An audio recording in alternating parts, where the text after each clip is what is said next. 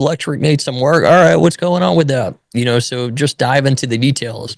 The reason it's outlined like this, I'm sure if any of you guys been in the game a little while, I'm sure we've all seen scripts where it's 50 million questions on the house. What's the age of the roof? Is the roof leaking? How is the HVAC? What was the year? What's the make of what's the model? Like just a bunch of stupid stuff. And the reality is these sellers or these agents, more times than not, like one, if we're dealing with agents on market, a disclosure is going to provide all of that info and you could just ask for that. You don't have to asked 100 questions on every single detail. And then as far as the for sale by owners, okay, there might not be a disclosure, but I'm telling you, these people, they don't want 50 questions. They weren't expecting a phone call from you. They didn't call you. You're just hitting them up out of the blue and they don't want to have to go through 101 questions. How's the roof? How's the foundation? What electric? Is it knob and tube? How big's the panel? Like these people, you're going to lose these people are going to hang up on you before you can get all the actual info out of these people. So that's kind of the mindset here, right? Just very direct. Other thing, right next, we got a question. Any questions so far?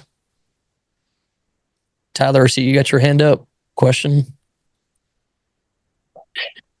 Yeah, so I've just noticed that you're focusing a lot on the Zillow listings. So do you do primarily on market or off market? Oh, that's actually a great question. Not to go down a rabbit hole, but the first 6 or 7 years, I only did off market. Like that was the only thing I did because on market wholesale that didn't exist. Then when on market wholesaling became a thing, then I started to implement it with the company, and I've been doing that the past 4 or 5 years, something like that. And then I would say at this point, really all I'm doing is connections. People hit me up with deals. And then if I'm doing lead gen, like I did some lead gen this morning and I was ripping Zillow. So most of the stuff is Zillow. Most of you guys are doing Zillow. So that's why I did some Zillow scripts. You guys do have off market scripts though too. And we can cover those too if you guys like. Feeling good? All right, let's keep going here. I'm going to break it down as we go too, right? So anything about the photos, that's us exploring the situation. This one's huge too, right? I'm gonna talk to my partner. If he likes it, when can we come see it? This is big for you guys that are wholesaling and you guys are like newbies, because what I've noticed is most of the newbie wholesalers, people just new to the game, they're getting called out for being a wholesaler like left and right. Like, are you a wholesaler? No assignments and contracts. Oh, we want your proof of funds. Like they're asking and saying all this stuff because they don't believe you. Like they sense this might be a wholesaler on the other line.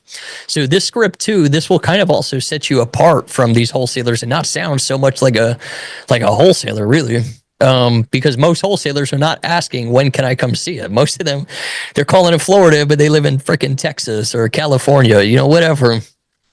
So by you initiating, hey, I'm going to talk to my partner. If he likes it, when can we come see it? That is going to almost automatically and instantly reduce them having, that potential thought of like, yo, is this the wholesaler I'm dealing with? Does that make sense? Now, don't think you have to go see the property, right? I might be calling something in California. I think that's the troll. I'm gonna keep an eye on that. So this again is more just like a bluff to like get them not to think you're a wholesaler. And then obviously, we will come see it, but it's not gonna be us. It'll be your buyers that see it at that point. But this should help reduce them thinking you're a wholesaler. The other thing too is some of these people too, they're getting, in today's market, there's a lot of wholesalers. So a lot of the offers are sight unseen. Like, no, we're not going to see it, sight unseen offers. So you already are coming off a lot more serious and standing out from all these other wholesalers calling on it. Like, oh, wow. Okay. I got somebody that wants to see it. Nobody else has said that. So that's kind of the thought process here. Now, again, this is the agent script. Now, this is really important. So for those of you guys that are new, really pay attention to this. All right. So these 3 questions, they almost all tie together. So we're going to ask these people right here on 6 is where it starts. What do you think the property is worth fully updated? Oh, I think it's worth like 150 fixed up. All right, cool. What do you think? What's everybody saying it's going to cost to renovate the property? Oh, everybody's like 50 grand. All right, awesome. Let me just, let me run some numbers real quick, see where I got to be at. Hold on just 1 second. This, if you guys haven't heard me speak on this is huge because I'm just going to kind of give the quick little spiel real quick with this. So one of the biggest mistakes wholesalers make is that it takes way too long to be able to identify, like, is this an opportunity worth pursuing or dead the lead? Just because somebody has their hand up saying, I want to sell my house, that is not a lead.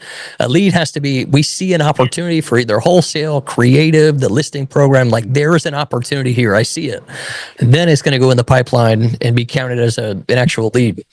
And so a lot of the times, this is the other point with this, a lot of the times what 99% of wholesalers are doing is they have that initial phone call with the agent. Oh yeah, how's the condition? How's this? Okay, awesome. I'll run some numbers. I'll get back to you. They spend 15, 20 minutes coming up with ARV, calculating the offer. Then 20 minutes later, they call the agent back. Maybe the agent don't pick up. Now I got to call him freaking 3 days in a row just to present it.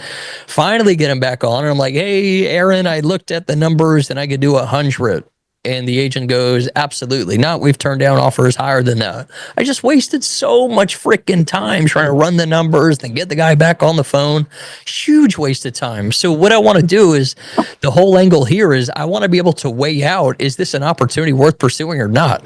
On the initial phone call, not on the second or third phone call. Right. And without me spending 20 minutes to run all my numbers, that is a huge waste of time. It's a time killer. So we're going to run numbers based on their after repair value and what everyone else is saying the cost of the renovations is going to be.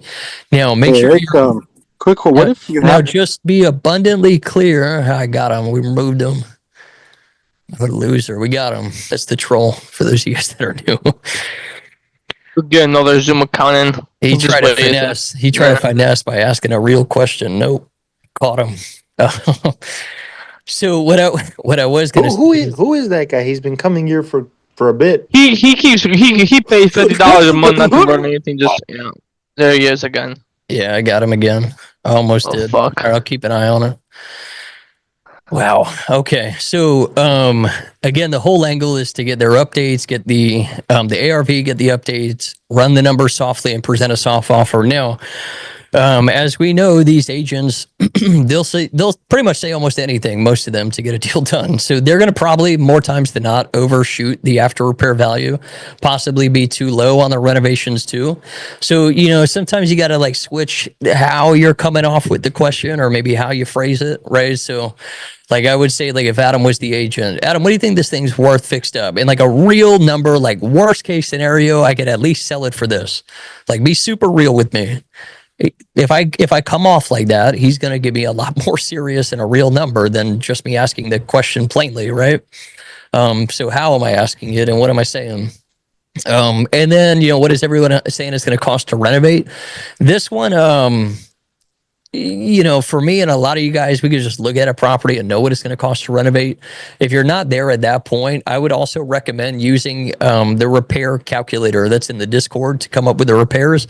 That literally takes maybe 30 seconds at most to come up with that number. So you could ask them for their opinion. If they don't have that, look at the sheet real quick and then boom, you got your numbers and then we're on 8, right? So, hey, James, let me run some numbers. Let me see where I got to be at. Hold on. Now, 9, this is kind of where the magic happens, right? This is the important piece here. So now we're going to spit out the ballpark offer, and based on how this person responds, that allows us to determine, is this worth pursuing or deading the lead? Like it's done, right? Because if I say, all right, hey, John, you still there? Yeah, what's going on? All right, yeah. So based on the after repair value and the cost of updates, I mean, for a cash deal, I probably got to be around 110. If he goes, absolutely not, we turn down offers higher than that, then great. I just saved myself a lot of time. Now I'm not running the numbers. I'm not trying to make an offer to him. I'm not following up on the offer. All right, thank you very much. Right? Pass on that. Thank you. Now, and if they say something good, then obviously we'll wrap the deal up. Now, it's important here because sometimes these agents, like I always say, they'll be a little vanilla, right? So, my offers are right here, right? I'd have to be around $100,000, John. And John goes, okay, all I could say is write it up. That doesn't tell me if there's high likely the seller is going to take it or decline it. So I need to ask further questions, right? And that could be number 10. Am I wasting my time by submitting this? What other questions, other variations, right? Could be, what do you think the odds are that we get this deal?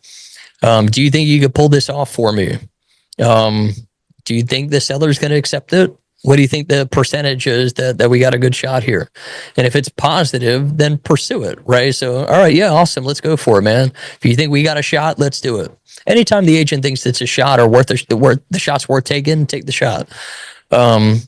Bad response, we're going to try and negotiate it, right? So if I get a bad response, if it's good, yeah, okay, yeah, no, I think you got a good shot. Then we just wrap the thing up, right? Let me get back to you with exact numbers. I'll call you back. So that's us at that point. If that ballpark sounds good, then okay, great. Let me get back to you. And what I'm going to do is I'm going to go confirm the ARV, confirm the updates, and then confirm my actual number, right? I told him I'm in the low hundreds. Now I'm calling him back. Hey, my exact number, I'm going to be at 106. Right? Does that make sense? So right here, when you spit out the ballpark, you're not locking yourself down to a number. Right? Now, if it goes bad, if it goes good, great.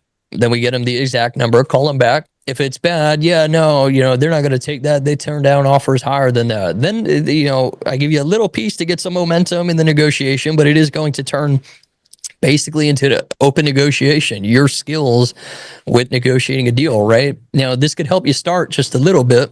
So, they're not going to take that. Well, John, look, man, the problem is if I give you guys the 210 list price and then I put 60 into it, after I sell it for 280 and I pay 2 sets of closing costs, holding costs, agent's commission when I sell it, after all that, it's basically a break-even project.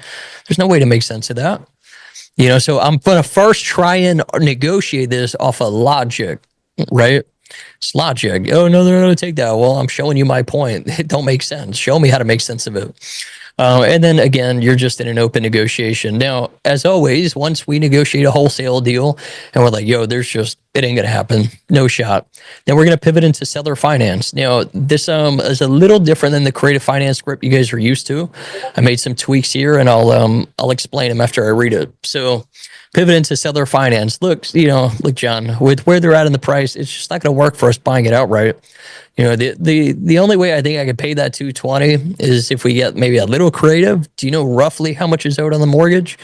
I think they owe like 210. All right, let me ask you, would they consider seller finance if we agreed to the price of blank? Would you? And then, yeah, they might be open to that. Awesome. You want to run that by them, see if they're interested. If they are, then we could, get back to them, iron out some details with the offer, and that's it. That's really it. Now, this is what I wanted to break down. If any of you guys that were using the old script, it started with, hey, it's not going to work for us buying it outright. Would they be open to seller finance, right? The problem that I now see with that is if they say no to seller finance, how are you going to ask for the mortgage balance? Because what could happen, check this out. This is the logic behind this. If I can grab the mortgage balance here and then they say no to seller finance here, at least I know their equity gap. And the equity gap could speak volumes as to if there's a sub 2 play, right? They might say, yeah, no, we're not willing to do seller finance. But because I asked this first, I might be able to discover, do you know how much is owed on the mortgage? Yeah, they owe like 190 and they want to sell it for 2. Holy crap, they only got 10 grand in equity. Right. And would they be able to seller finance? Probably not. 10 in equity. That's not going to be enough to pay a commission, put money in their pocket. It's not going to do it. But what could be the play? Right. Cash don't work. Seller finance don't work. Sub 2. I'll give you the 10 grand. Seller, you just walk away and I'll take over the loan. So this is to set you up to be able to identify that equity gap before we pitch the seller finance in case they're not open to seller finance, if that makes sense.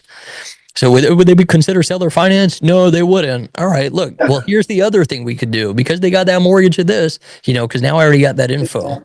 So that's kind of the thought process, what's going on here. I'm going to add the listing programs on the other one. So that's really it on the agents, cash, rate of finance, and that's it. Do you guys have any questions on this at all? Sit down, baby. Sit down. Yeah, I got one. Yeah, go ahead. So the issue that I was running into when I was doing that was that people could just go get an FHA for 3.5 down, and it just made more sense for them to do it themselves than it was for them to do a long-term rent.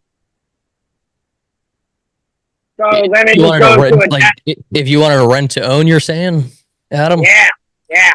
Yeah, that could be the case. The people that are going to be more inclined and interested in the rent to own are the people that don't qualify for a loan. That's really who we're looking for. Yeah, but how are you gonna come up with the 10 grand? Like You if wrap can't- it, rent to own. I know, but if you can't qualify for FHA, half these people don't even have the 10 grand. That's the issue that I was running into. Like I had so many locked up, I just can't sell the deal because they needed 10, 12, 13, 14, 18, 20, $22,000 to get into it. That I just couldn't sell the deals. And then it just goes dead. Yeah, biggest thing is going to come down. I mean, like, I guess maybe 2 or 3 things here. One is going to be the price point, right? So what is the price point? If I'm buying a $100,000 house and I need 10 grand to get in the deal, that's going to be hard to pull off. But if it's 10 grand to get a $300,000 house, that's going to be easy to pull off. So Yeah, I was Yeah. trying to do that in Kissimmee. It was on a $450,000 house, and they needed 22 grand to get into it. Yeah, that's a fair chunk of money, 22 grand. To be honest, I wouldn't look to wrap like any deal for 20 grand down unless the purchase is like 500,000 or higher. So Yeah, it was 465. So we're right at that number. you're right there, and then I think it falls down to the second piece. Then, so it's gonna be price, the value of the property, Adam, and it's also going to be the location. Those are going to be the 2 biggest factors. Third piece is going to be marketing. What is the marketing style? Is it in front of enough eyeballs in a short period enough, in a short enough window of time to pull it off? So, value of the property, that'll determine how much money we think we can go find on a down payment. So value, location, and then exit. What's the dispo look like? What's the exposure? Yeah, so I was using it was Facebook groups, like Facebook Marketplace. And how many days? How many days to pull it off? It was 30 days to pull it off, and nobody wanted to grab it. Holy. Nobody. And it was like, I mean, don't get me wrong, rent right now is absolutely ridiculous, but it wasn't terrible for Kissimmee, Florida. Relock it. I'm sure I could find you somebody. One thing too is Facebook gets funny, guys. I saw Mike Brown. Are you still here? I thought I saw him earlier.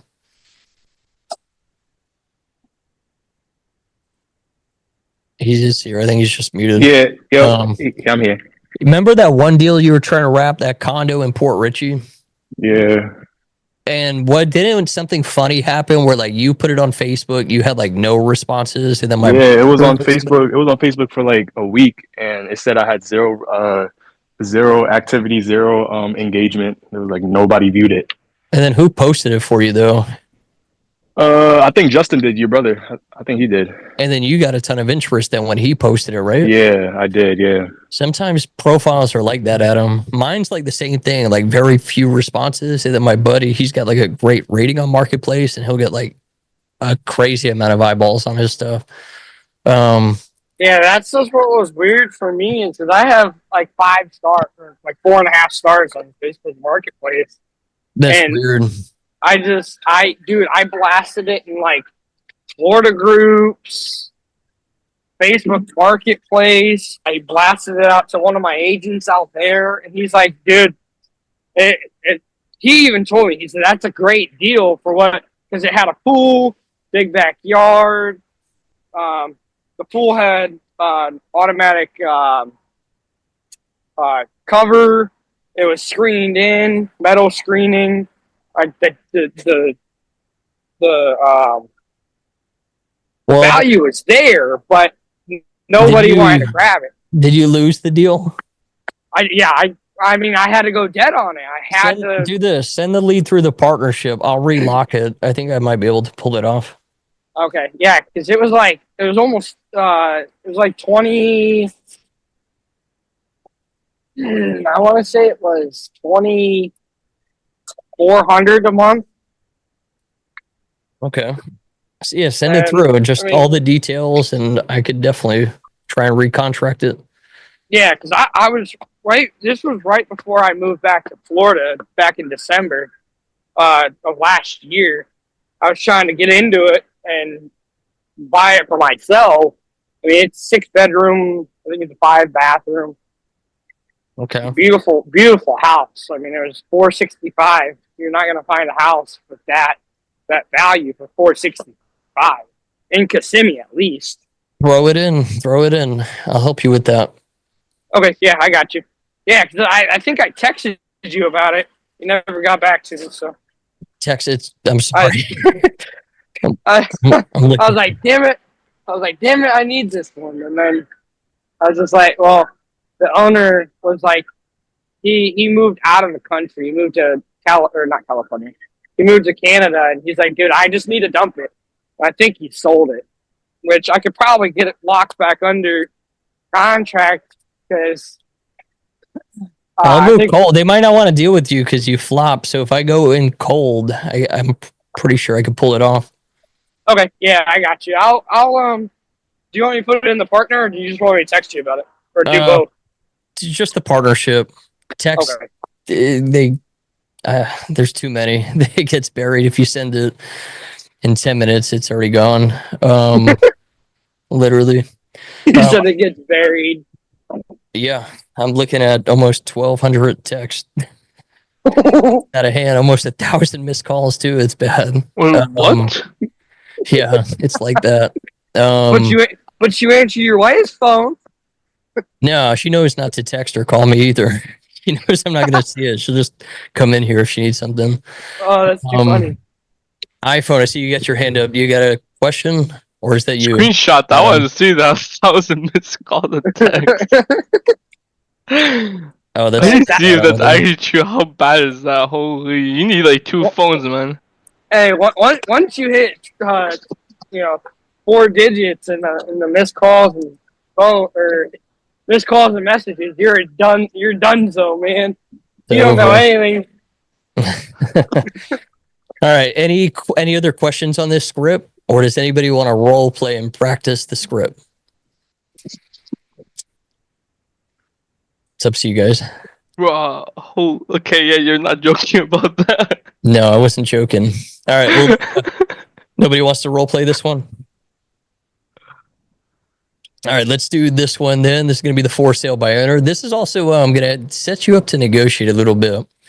Like I said with the first one, this isn't, I think you guys that have been in the game, you're not going to want to use these scripts. But these are great for you guys that are newer, still trying to get that first deal. All right, so there's kind of going to be a lot going on. There's 2 calls here. So the initial cold call where we gather some general basic info, and then the second phone call, negotiating and whatnot. So let's cover the first one. Let's start here. Very similar to the first script we saw, right? So, hey, my name's Eric, looking to speak to the owner of 123 Main Street. Yo, what's going on? I came across the property on Zillow. Just want to see if it's still for sale. Yeah, it is. All right, awesome. Like I said, my name's Eric. I work with a local investor. We do some fix and flips, some rentals as well. I first just wanted to ask if there's anything like wrong with the house that I can't see in the photos. Yeah, blah, blah, blah. Explore the details. Awesome. What out of curiosity, what has he selling it? Blah, blah, blah, blah, blah. We're selling because of this. Explore it. Cool. If we can agree on a price, if we can, do you want to close in a few weeks or a couple months? This is good. For you guys that are new, this question kind of lets us know like how motivated are these people really, right? If we're like, hey, you want to close in a few weeks, few months? I don't care. We can close in a couple months. I'm in no rush. All right. So not a whole lot of motivation with this person. If somebody's like, no, I could sell tomorrow, they might be a little more motivated. So get a little bit of an idea there. And they might say something, you might get some more insight in their situation too. Oh, I can't sell it till, June because whatever, All right, now I see you guys are asking blank. How do you come up with that price? Now, remember, we can't negotiate a deal properly unless we know how they base that price. Is it logic or emotion? So this tells us that, right? For you guys that are new that haven't heard this, if they tell me like, yeah, I'm listing it at 100 because my real estate agent said they put it up at that. I got it up for 100 because my neighbor's home sold for that.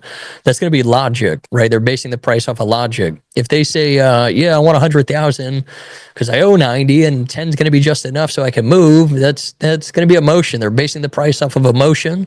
We need to look to solve the problem. How do I get this person what they want? It's not going to be a logical negotiation. It's majority going to be problem solving, getting deep into their situation. How can we get this person what they're looking to accomplish, right? So this just, again, identifies logic or emotion. 7. Excuse me. Hey, Eric, I have a question. Quick question. I'm sorry. Is it on this script or no? No, I just when you're done. All right. Yeah, I got you. Completely sidetracked.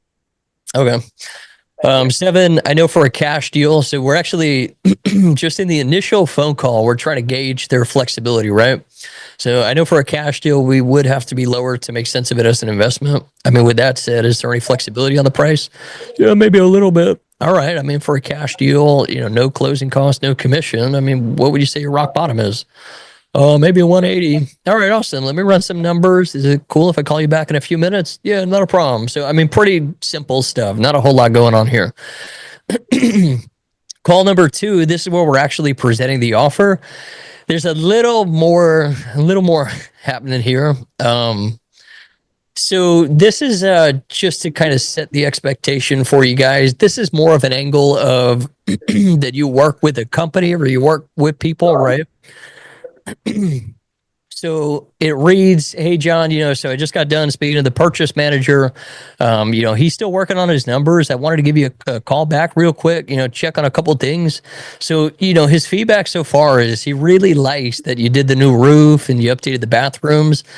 But, he's still having a hard time with some of the home sales in the area that's pushing the value down, So at first he came to me with the number lower than what I wanted.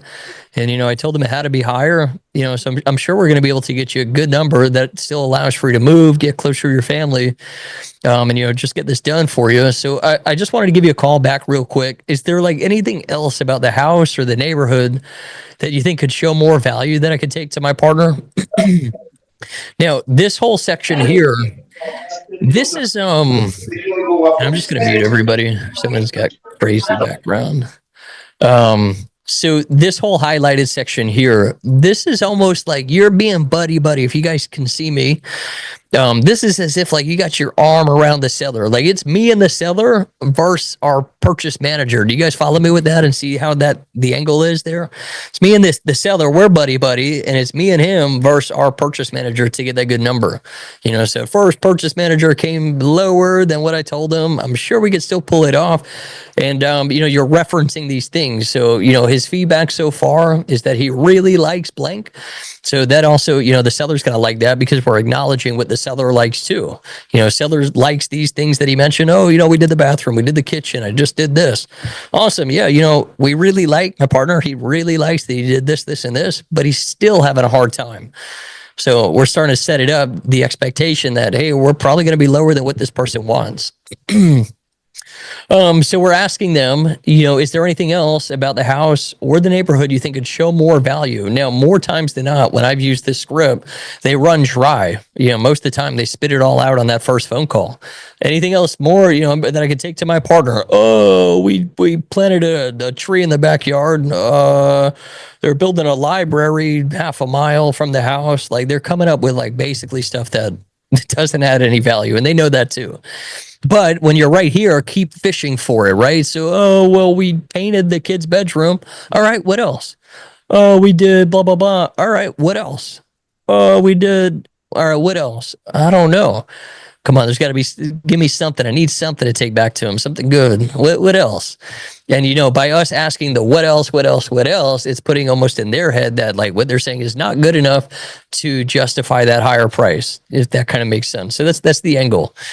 Right now, we ask them after this, that. All right, awesome, appreciate all that. I'm going to take that back to him and see what I can get done. If I can't get him all the way up to your number, what would you say like the lowest is that you could take? I could probably do like 180. All right, let me put you on a brief hold. Let me see if we can make that work. Now, we already know if it works or not, right?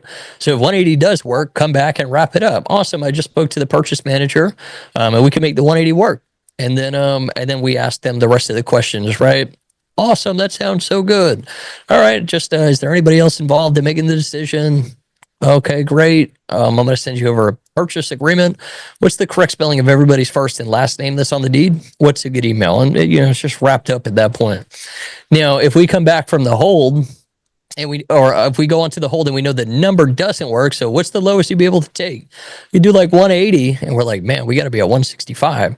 Now we're coming in here, right? So, hey, Joe, I spoke to my purchase manager. He's saying the absolute highest we could pay would be 165. And it's, again, going to go one of two ways. They're either going to want to move forward. Okay, fine, let's do it. And then you're, again, right back in here. Or they want to wait or decline. No, that's too low. Okay, well, it's just like the last phone call. You're starting to go into an open negotiation. Well, again, the problem is, if we buy it for the rock bottom of the 180, and then I spend 50 in updates after it sells for 220 and we pay closing cost commission, I mean, we end up breaking even or possibly even losing money, right? So maybe try and negotiate off of logic, but then again, you're into an open negotiation. After that, there ain't no wholesale deal to be done. Then you're into the seller finance pitch, right? And then the listing program, which I'm not done creating. I'll have that done this week when I give you guys this, but that's kind of the angle here. Does anybody, I guess, have any questions with the call to presenting the offer, this whole angle? Buddy with the seller, I'm on your team. Now, what this kind of does for you guys that are new is this puts you like less in the hot seat. When you're claiming that you're the investor and you're the decision maker, I think there's just like a little more pressure on you guys in that negotiation, in that convo. But when you're not the decision maker in the negotiation and you're almost like the middleman, I think it could be a little less stressful for you guys on these calls starting out. Sound like a What was that? All right. Any questions on this at all? Or does anybody want to give it a shot?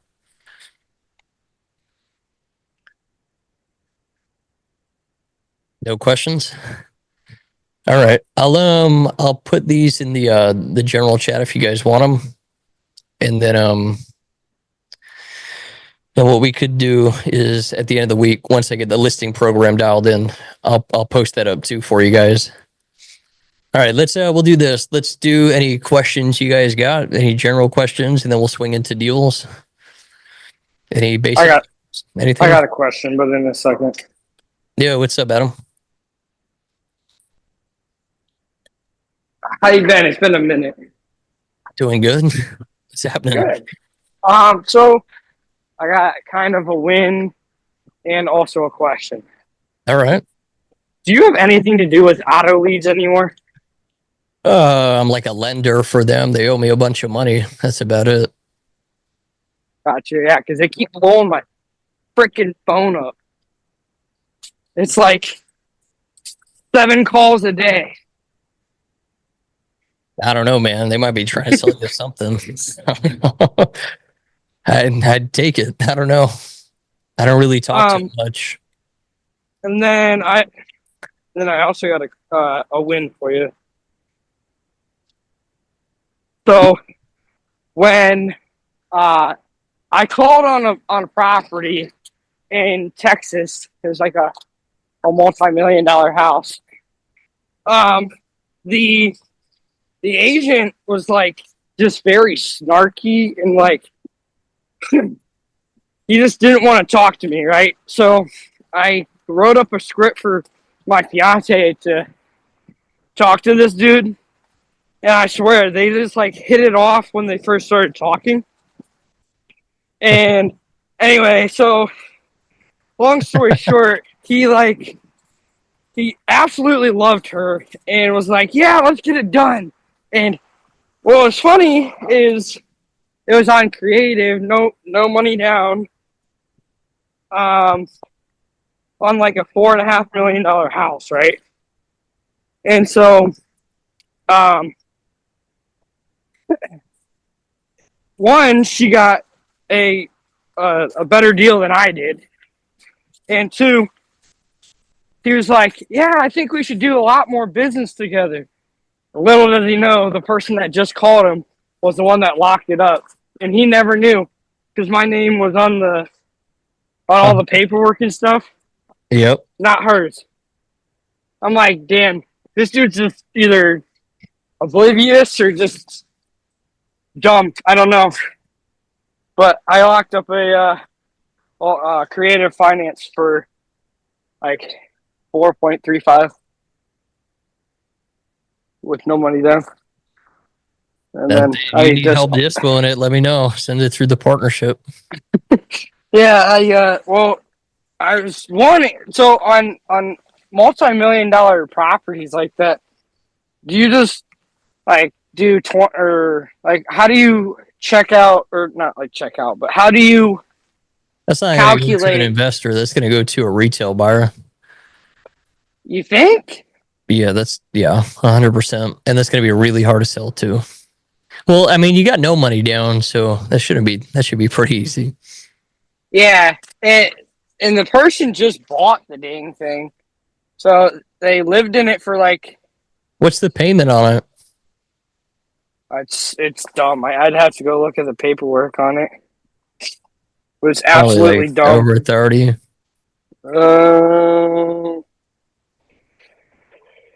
I'd like to say yeah. I think it's in the ballpark of that. It's I'm gonna be not tough. positive. What city is it in? It's San Antonio. Maybe. I'd hit up John Benecourt. He's over in that market. And then if you want me to help you too, I can. Yeah, do you think it's possible to keep it locked up and sell it? Yeah, I mean anything's possible. It's just when it comes down, you could sell any deal. It's just, do you have the right set of eyeballs looking at it? That's the question. Yeah, it's hard because I mean it's so much. Well, Yeah. I truly was just. It was one of those phone calls. It was like, you know what, fuck it. If it works, it works. If not, it's practice, I guess. And he hated me, but loved my fiance. That's how it goes. I've had people tell me I'm a scam, and then my business partner contracts it the next day, and they love him. So it happens. But so, like, how would you calculate when you're north of 2 mil? How would you calculate what your Yeah, fee I'd would shoot be? for 50 in your pocket, and that's it. You're on such a tight crunch, so if you put it on market, yeah, you could probably find somebody to give you 200,000. But that's not gonna happen overnight. 50 could happen overnight. Gotcha. And Okay. 50K is 50K, dude. I mean, that's one deal. Right. Okay. Yeah, I just didn't know how to go about. I mean, I know how to go about it. I just didn't know, like, because I typically just give it like a 15% of whatever the purchase price is would be my fee, or whatever 10% or however you want to. Depends on what the purchase price is, but I didn't know when you're north of 2 mil what you would even start at. 50 is what I would say. Okay. And then if there's spread, should I take it a little more or just because I have it locked in? I would just, dude, try and get 50. Don't be greedy, Adam. Come on, dude. Man, I want to be Innocence. greedy though. Like, That'll get you out of the job. If it's yeah, but my job is great because of I drive for dollars. That's true. Yeah, something to think about. My recommendation is 50. Let's Okay. we'll do a few more questions and then we can do deal help. Any other questions you guys got? Mike, you're making me laugh, dude. With all these faces you're making. Any other- Yeah, I had a couple deals deal within the partnership program. I haven't heard anything back yet. Yeah, I came across your one with Renee. I wanted to ask you if you had any update on that because I called her for a week, and then Terrell got in the mix between me and her, and then I was told to hold off because you were working or trying to get a number from her. Yeah, I'm getting a number from her. I mean, this guy's got no pain point at all, and I have a couple of other properties as well. So I actually am calling about another like I have like 4 vacant properties down here in Pensacola, which is, we got about 4 inches of snow down here right now, which is nuts. But I'm gonna call a couple of the properties over here. They're actually vacant. I'm not sure too far gone yet with foreclosure and anything like that. But I just wanted an update of what's going on because I had a property in Renee. Had a property in Montgomery, had a property in Birmingham. You get text him, right? Yeah, I got your cell phone. Today I told the team today and tomorrow update anything that you come across on a follow-up with the partnership. So if they came across any follow-ups today, they'll be done working at 6 p.m. EST. So if you don't hear anything within the next 2 hours, then they didn't come across any follow-ups for today. And if you don't hear anything tomorrow, Tim, then bring it up. And then maybe a few of those just got deaded before I told them to reach out to you guys before they did stuff. As I said, I'm actually kind of amazed you knew exactly what I was. You knew exactly with me. To be honest with you, I haven't been here in a while. No, I know it's you. You've been in the group for what, like 2 years, year and a half? No, I haven't been. I haven't been in group. It's been over a year. It's been over a year though. Well, listen, I got banned for a little bit and I came back. No, I remember that. It's all good. The J. Chris beef, that was funny. All good though. All good. All right, let's do a little bit of deals. I don't think there's much. And if you guys got questions, just interrupt between these deals. Kaminsky 165. I'm guessing this is like cold.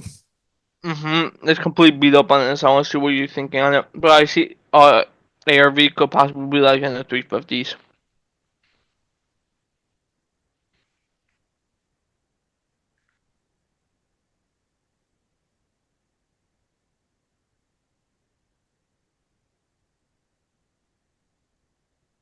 I might know this guy, dude. Which one was it? 615. I almost feel like I looked at maybe this house or maybe it was that house.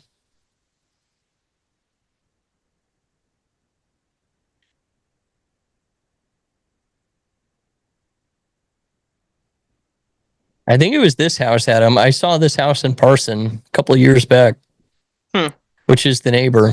And this thing was super beat up, like exactly like yours. And I wonder if it's the same owner too. The guy was really cool. I still have his cell phone too.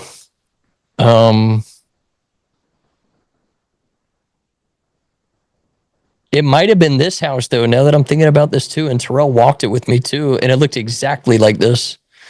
I don't know if it was this exact house or the neighbors. Let me see how long they've had this.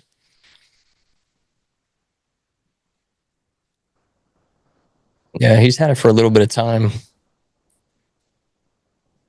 I'm almost positive I've seen this in person. All right. So anyways, let's comp it out. So it's 1,200 square feet. We'll do a minimum of 1,000. We'll do a max of 15. Switch it on the sold. And let's see what we're working with. A couple on the street. So 346,000 on this guy.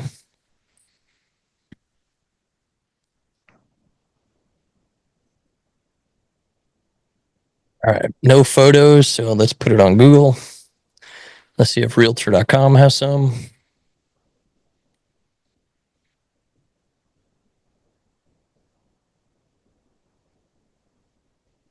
Dated.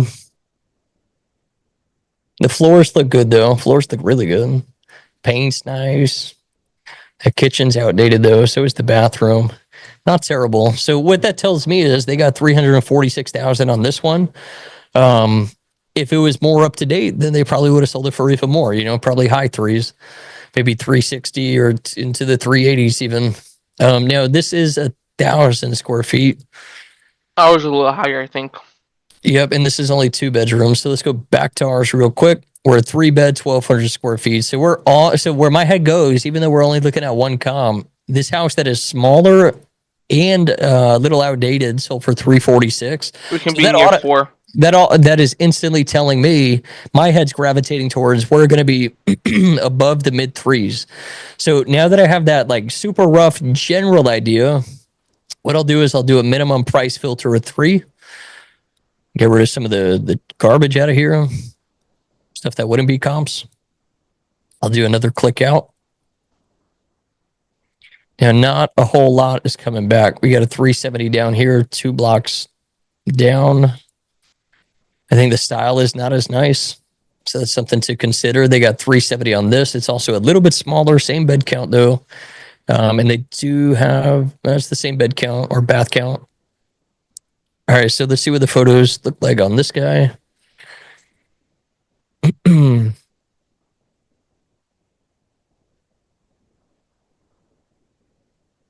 Yeah. I mean, if they updated this, would have sold for more, and they got 370 on that guy. So let's go back into our comps. So we're thinking high 3s, maybe low 4s. Now, right now, we're not really seeing anything in the low 4s except for some stuff over here. So it's a little on the fence if there's going to be enough to support it. 422 is what this thing sold for. Same size, literally same everything. What was the style again? Okay. This is nice, similar style. And they sold that in 22 for 422. So it's probably worth around there today. It didn't really appreciate though since then. Let's see if we can get photos on this guy. So now I'm thinking, hey, there might be a real shot. We're in the 4s. Let's see what it looked like. Outside looks good. Kitchen's up to date, except for the appliances and the countertop. So, what I'm seeing here, could they have gotten more? Yeah. How could they have gotten more? Well, if they did the countertop, if they did a backsplash in the kitchen, and they did stainless steel appliances, would it increase the value? Floors look good. Paint looks good. Let's see what the bathrooms look like. Dated. Bathrooms dated. So they got 422. If they updated the kitchen and the bath a little bit further, it would have sold for probably mid 4s, to be honest. So let's go back to our comps. Now we're thinking 4s is where we might be landing at. Now, the only thing is we don't really want to go too far from the subject property. That's the only thing. These blocks up in here, like I almost bought a property on 15th. And like 15th is like the hood, like sketchy. And then you can go 3 blocks over and you're like, wow, there's a bunch of brand new homes here. You can go across the street in Florida. I literally saw in Tampa, they look like multi-million-dollar mansions, and then the other side of the street, it looks like the damn hood. Yeah, that's how this part of St. Pete, just right in this general pocket, kind of is. Now, what I'm seeing though is I'm seeing way more stuff in the 3s than I'm seeing in the 4s, at least I think. So I'm going to do a price filter of 4 and see if there's going to be enough to support it. So click apply on that. Now we're on Newton, so we're right up in here. We have this 4 that is smaller. This thing looks nice though. That sold in 22, so it's already going to be worth a little bit less today. Was this a new build? Built in 2020. So it's a little like this is a tough one to comp because you got a 422 that's clearly an older home, and then you got a 400 that's minted out. So like now it kind of puts us in a weird spot right now. So now what I'm more curious about is the more recent stuff, right? We can put on a sold filter. So I'm going to do sold in the last 12 months and see if those 4s are still there. Look, those 4s disappeared. They were not able to sell. No home sold for 4 close to our subject property. Just this one way over here. All right. I want recent comps. So if I do, again, a minimum of 3, there's 3 selling this year. Nothing sold for 4 this year, but 3s in the past 12 months. So let's see what these threes look like. Where any of these threes flips. We looked at the 346. Could have used a little more love. Would have been worth high threes, as we said. We got a 370. Could have used a little more love. Maybe would have touched 4, possibly. You got a 350. Let's take a quick glance at this guy. It's going to be dated, and it's a duplex too, so we're not going to entertain that. 395 down here. We're getting a little ways away. This looks like a new home, though. Probably built within the past year or two. This was built in, nope, I stand corrected, 1945. So old home, same size as ours for 395. So I'm going to ask you guys, based on what we're seeing so far, what's the range? Are we thinking low 3s, mid 3s, high 3s, low 4s? Where's everybody set up? You guys can put it in the chat or just speak. Don't matter.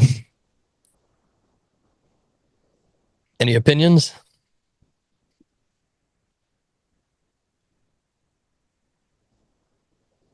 Like saying low 4s, mids. My head is going to like maybe 4, but more into like the high 3s. This one's kind of like really putting that to me. The reason for that, again, this is an older house. They minted it out, sold this year for 395. And then we just have other things in the 3s, 350, 370, 360. But they still needed updates, right? So the 369 could have used it's a duplex. But that's how I'm justifying it. This year, we got a 395 and then a couple that are a little less, but they weren't as nice. And some of them were only 2 bedrooms, like this one, like this one too.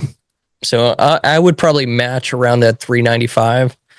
I think that's probably a good number to roll with. So let's go 295,000. And obviously, you'd still want to ask the real estate agent their opinion too. But 295 times 0.7, that's going to take us down to 206. And then we got to take out all the updates. Thinking like 70 grand update. Probably more than that. Probably. How much do you think? Let's see. Dude, I almost swear this is the exact same house. I'm almost positive. It's only on bump for 9 days. That's the thing. Let me do this super quick. I could actually look at my CRM and I could see my numbers too on this. Hold on one second.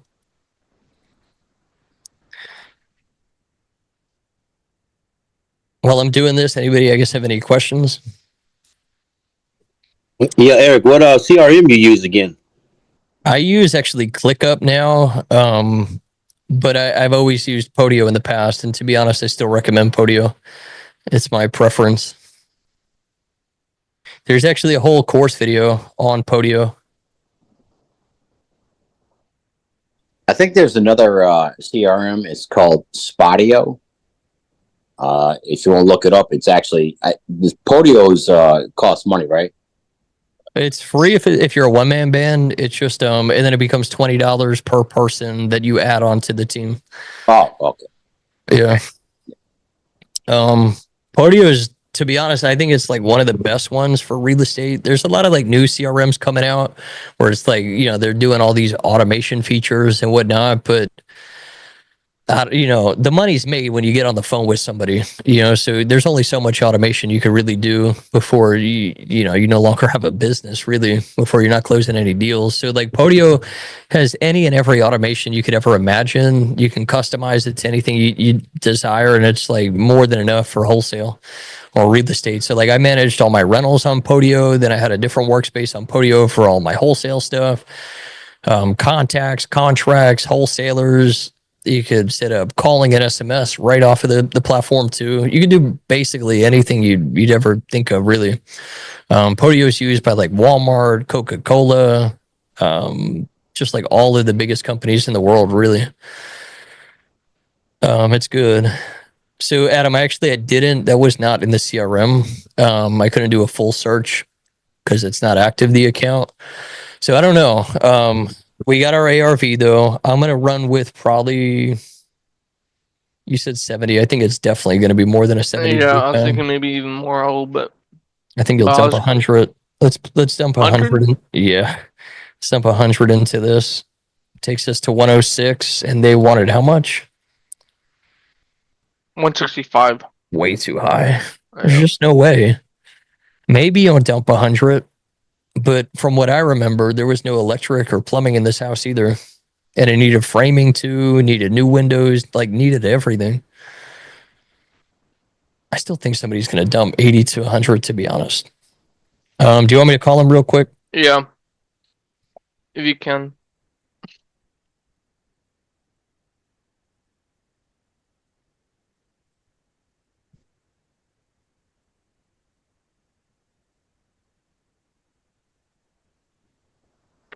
Bring in.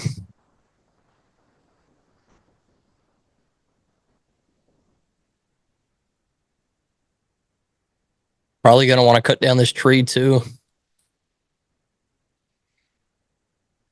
Which means you have to apply with the arbiter, I think is the name. And then it's going to cost, if you're allowed to cut down the tree, certain trees you're not allowed to. If you can cut it down, then the city's actually going to charge you based on how round the tree is, like how many inches. That's how they determine the pricing, if you're even allowed to cut it down. So that could get a little funny too. That's one call he didn't pick up. I'll try again.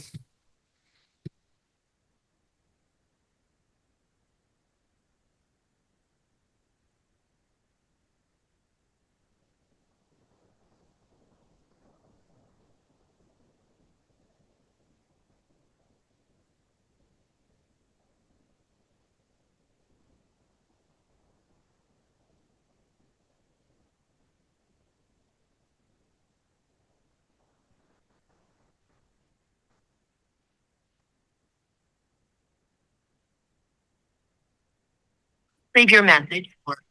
Nothing. One more call, third phone call. If he doesn't pick up, Adam, Xander, are you here? I saw Xander earlier. Yeah. Adam, you want to throw this to Xander? Let him run this. Yeah. I'll run Yeah. it with him. Okay. I'll put it in the chat for you, Xander. Perfect. Hey, hello, my name's Zurich. I came across that listing you got on Newton Ave, Sal, here in St. Pete. Yes, sir. Yes, sir. What can I do for you? Yeah, I just came across it. Sorry for calling you so much. People just tell me this number comes up as spam. You have a quick second to chat about it? Yeah. You know what? Give me like 2 minutes. I'm literally just getting in with the kids and I'm putting their spaghetti in the plate. All right. So give me like literally 5 minutes and that'll be perfect. I'm standing right in the fridge. All right. I'll call you in 5. Okay. All right. All right. Adam, bring that up in 5 minutes after this. Yep. Just Xander or Adam, write down those numbers. So we said 295 ARV, 80 to 100 in rehab. Or around like 100 to maybe 110 at most for a cash. Wait, you said deal. 295 ARP? 295. Or I'm Why sorry. not higher? 395. You got the numbers wrong. I don't know if I said it wrong or did it wrong. Hold on. No, I did it wrong. Look at that. Say it's 395. 100 in rehab. That's 176. 75. So So why hasn't it sold? Is it more in renovation than what? 196. Well, I did 100 in rehab. Yeah, I did 100 at rehab with 10.7. All right. And then when we say let's run our worst case scenario, since this is already looking like a home run, let's go. I'm pretty confident at that, but let's say it's only like 270 ARV since the dip times 0.7, 189. Or I'm sorry, that was off of 2. 370 times 0.7, 259. Take out $1 in the rehab, 160 again. Take out 10 for a fee. So we don't got to drop them that much. To be honest, we can contract this at their. I'll say this: we'll try and negotiate as much as possible. Worst case scenario, we just contract at full ask. Yeah, and that's still a deal. We could probably go 5 before ask and still make 10. So that's a deal, dude. That's a deal. Xander, man, you were just telling me earlier. You're like, man, Florida's beating me up. Dude, I know. Bro, Every time I say Xander, I don't know how the You hell, gotta bro. be I pissed- always you gotta be keep pissed buying at- things at this when point. on Zoom. When on Zoom, I literally look at like 20 minutes on Zillow. I find these home runs by literally doing nothing. Dude, I'd be getting mad at Kaminsky at this point. Xander. No. That's crazy. No, I don't know how you do it, Adam. You just somehow Hey. these. I got my secrets, man. Yeah. That's funny. We just got to go back to the course and like, all right, what did he do? The Hey, keyword I always be finding the good deals, search. man. You're doing keywords though, right? Nope. No, you just No. True? I'll tell you what I do later. I'll tell you what I do later. Hey, give the sauce to everybody. Come on. Hey, I'm good, man. I'm good. I won't be doing what I'm doing. Nah, it ain't that crazy. There's no way. All right, we'll circle back on that one. Let's move on to the next one here. Tim, this is you, Southeast Ave.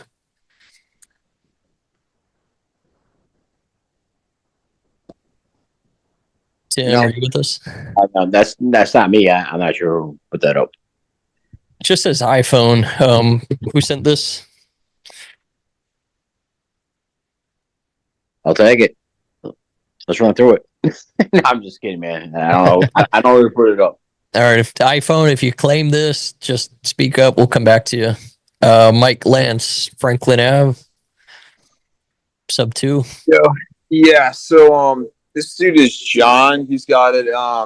Possibly he's got negative equity. So Like it. All right. if we hit him up, you up for pitching him some sub 2? Yeah. Do you know the debt balance by chance? I think it's 352. 352. Yeah. Is it cool if I come off as your partner? Yeah, we can do that. Okay. Have you Dude's brought gotta up move sub it. 2? Dude's got to move it. So Have you brought up sub 2 or no? Tony in the A1 office did, I believe. He Okay. called me. Oh, Yeah, he called me up. wait. So this is already in the works? Yeah. All right. Hold on one second then. Let me grab the update. I just don't want to like start crossing over and then it becomes a mess, like 4 people on one deal. Yeah. Um, You're the best sub 2 pitch I've heard yet, so I think you'll get him. Tony's actually a really good negotiator. He's newer, but man, dude, he's freaking on it. And then we got Nick on our team too. Nick is at my level of negotiation and understanding of creative. Like, dude, he's doing some crazy deals. No money down on $1 million homes. He's good, really good. So when you guys come across creative, obviously I'm the first touch point. If I call them for a few days, they don't answer, it goes to the team. But the deals, they're going to go to the team member based on like skill level, you know. So if it comes in creative, like who do I think could crush this deal? Oh, Nick. Oh, Tony, you know, kind of like that. All right. So update on this. This was one of those situations. Couldn't get him on the phone for a couple days. Passed it on. Tony, what did he update in the notes? Sub 2, the payments 2407. I think this is all your info that you passed along. Water heater problems. What did Tony say to you today? He just said he wanted to clarify the pitch, and I basically said that sub 2 is where I went with it, and so Tony's game for that. I was just seeing if you're up for getting Tony on the same page. I just put in his notes. Speak to me first. So when he comes across that in the morning, he'll bring it up to me. I'm gonna deal with it now though. Let's just call it. Yeah, bro. John's gonna get on board once he hears it from you. Sweet. Let's do it. 504-427. Here we go.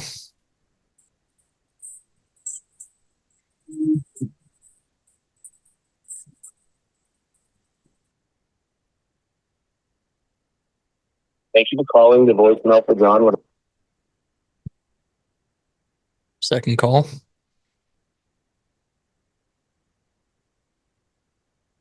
Thank you for calling the voicemail for John Lindbergh. You want me to call him a third time? He might be around, not around his phone. I'll hit him one time real quick. He just sent me the voicemail. He just sent you the voicemail? On the second one, yeah. All right, that's good. There's another one in there, Palmer Ave. I think I'm already working that. Okay. You sent it through the partnership, right? Yeah. That one's been in discussion many times. I think I touched it and I hear it coming up a lot.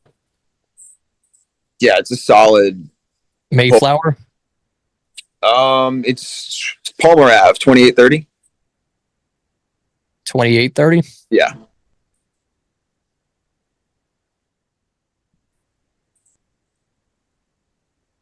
In Denver? No, this one's in NOLA. Yeah, I don't have that from you. 2830. I only have Denver, Colorado, Lawrence Street. 2831. Palmer. All right. Well, let's try this one. 538. And Palmer comes up, but only 17. Actually, that's not even Palmer. PALMER. Yeah, we don't even have a Palmer in here. Like nothing with Palmer was submitted. That's wild. Are you sure you submitted it? I'm pretty sure. Yeah, I'm pretty positive. But how long ago then? Like, was it more than 2 weeks ago? Yeah, I definitely submitted it yesterday. Yesterday? Yeah. Are you positive? I'm gonna look on this sheet because this will capture it, even if the CRM is messed up. Let me see really quick. It's all good. I'm gonna call the lower line one, dude, again. Or you know what? You know what's a really good one you could probably do? Well, just give me 1 second because I'm concerned about this whole Palmer thing because that would mean there's another issue, and we haven't had any issues in a minute. I mean, I get it. It's Palmer, right? Yeah, Palmer. 2830 and 32 Palmer. I'm gonna throw it in the chat for you. Oh, dude, you know what? It says active under contract now on the Zillow listing. You did submit this. You submitted this on the 14th. Yep. And that was last Tuesday. So now it becomes a question of where did this thing go? Let me see. It shows Zillow active now under contract. So I don't know when that update happened. Or actually, I do know. Yesterday it didn't say that. So just today. Man, these days are such a jumble. Was it last week? Early last week, I guess last Tuesday, when I told you guys like, oh, we still got some bugs that are getting hashed out or whatever with stuff getting sent through, or was that 2 weeks ago? Bro, it was about 2 weeks, and then we found those 5 that I sent in, and we were kind of like seeing if the updates went through, and they weren't. But then I fixed it. What I'm trying to, I guess, figure out is if I fix the issue before or after Tuesday. If I fixed it after Tuesday, then it makes sense. Why did it make it through? But if I fix the issue before Tuesday, then that means there's now some new issue. But that also doesn't make sense because a bunch of stuff is still coming through. Let me just look and see if you put like anything funny on the form. Yeah.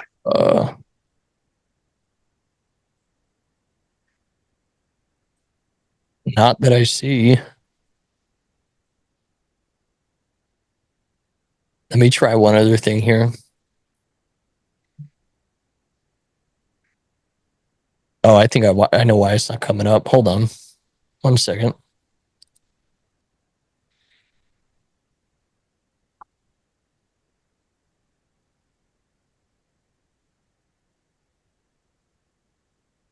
Nope, still not coming up. I don't know if that was before or after. Let me see one thing here.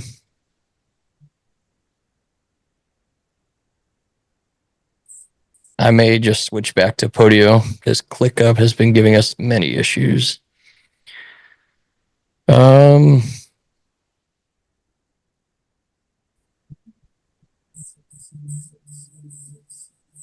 Mike, I'm gonna have to look into it because stuff is getting actually pushed through. I wonder if I'm maybe searching it wrong because now what I realized too is I spoke to Grant and Ryan this morning about you. They're like, yo, how is Michael Lance? Like he's sending a lot of stuff through the partnership. Like, you know, how are how, and I was like, no, like he's good. He knows what he's doing or whatever. Knows what he's looking for. Definitely worth pursuing whatever he's sending. He's like, all right, yeah, I just want to make sure, you know, because he's sending a lot of stuff. So I don't know if I'm looking in the wrong section. Maybe I'm just messing something up. Can you, I know you'll probably be here Thursday, right? Mike? Yeah, man. Yeah. Could you bring this up Thursday? And I'm going to speak to Grant tonight, right after this. I don't think it's broken. I think I'm messing something up. And I get it. The tech, it's tricky, you know. Yeah, bring it up Thursday. Don't let me forget though. You want to try that Eric Stevens? I threw it in the chat real quick. Yeah, let's do it. This dude. That's the same guy, or no? It's a different guy. And that's let me screen share again. This gonna be this property. Yep. Okay. Did this go through the partnership? Nick's on this one too. Yep. So he's already touching it. Yeah, and so this dude, free and clear. I think if you pitch him, okay, yeah, it is in there. It showed up. Yep, it's in there. Yeah, and this dude Eric, Eric Stevens, he could probably make this work. I need it rented for $1,400 a unit, and I can have that done, you know, this week if I needed it to. Sub 2, seller finance, hybrid. Yeah, I want to go. I'm gonna go seller finance on this. Have you talked to him about that or no? I kind of pitched it to him a little. I think if you reaffirm it, he'll get it.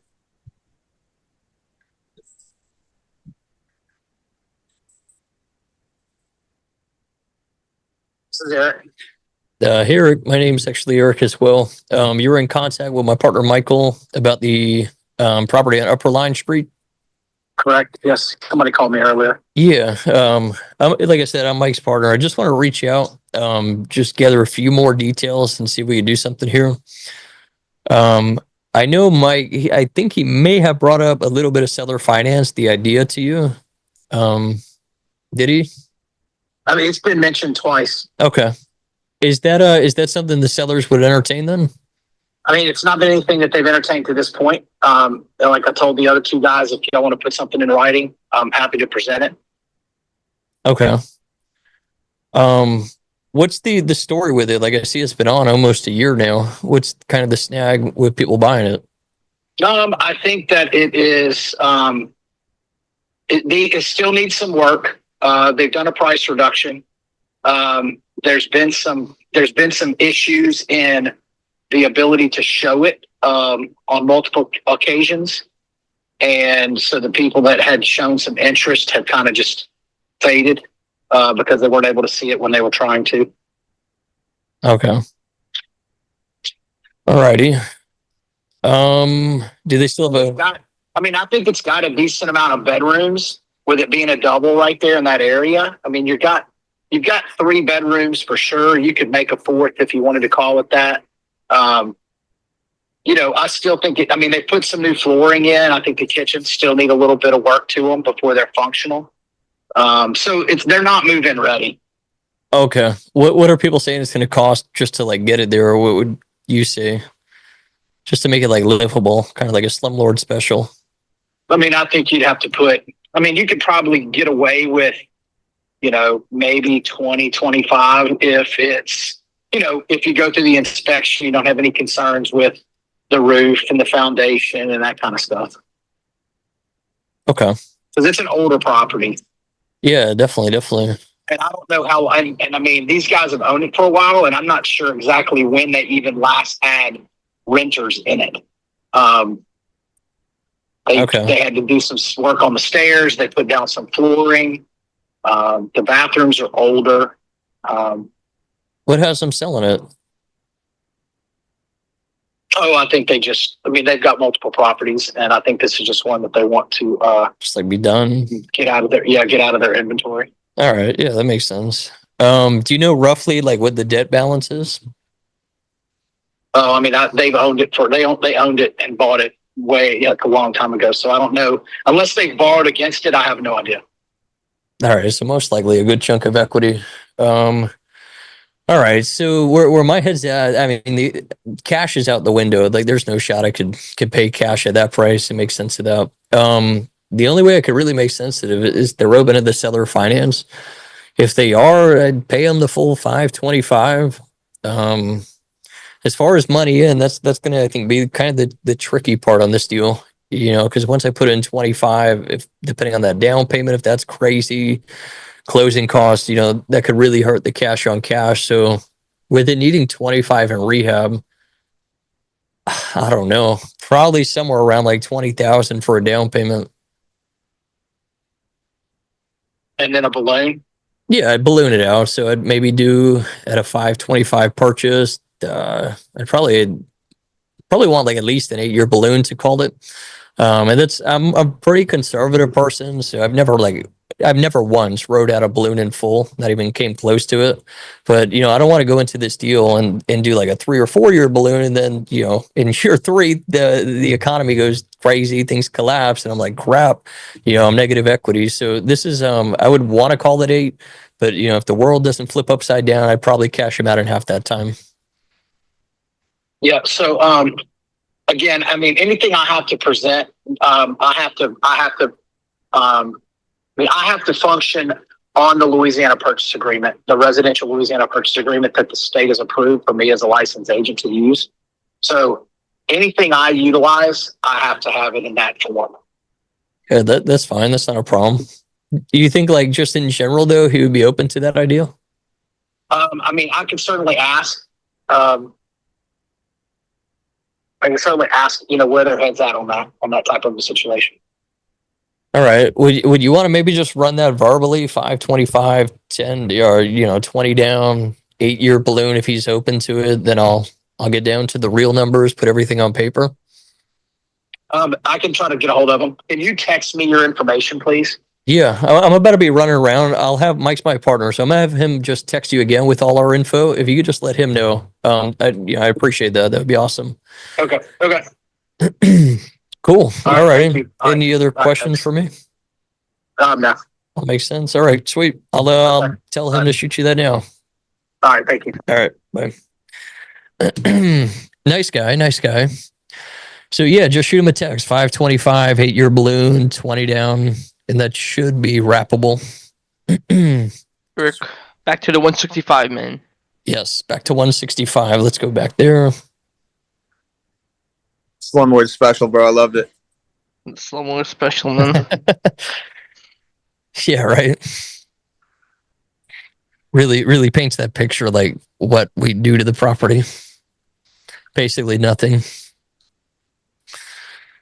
All right, Stephen Neal again. It's been almost 12 minutes. He should be good. What's our cash offer again? Well, the full ask, you said, because we can go up to 195. Yeah, I'll try and get him lower. If I can't, we could do full ask and still make 10. Yeah. You can still make more. Hey, Steven, it's Eric again. Hey, Eric, what's going on, man? Not much. Yes, I just came across the new nav sale. It caught my eye. It's still going, right? It's still for sale? It is still for sale. I do have a contract that's been dot looped over to me. I haven't signed it yet. And I have an agent that's wanting to show it tomorrow. So to answer your question, it's still available. Are you a wholesaler? No. I got a PA number because I'm from there. I'm on St. Pete Beach, so I'm local. This is gonna be a fix and flip. Are you the owner too, or no? Yeah. Oh, you are? Okay.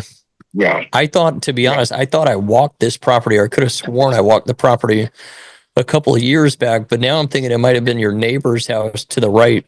Was that like in the same condition too? No, it was my house. My neighbor's Miss Jones. She died, and her son. Actually, put that up. We're not getting ready to get no ice cream right now.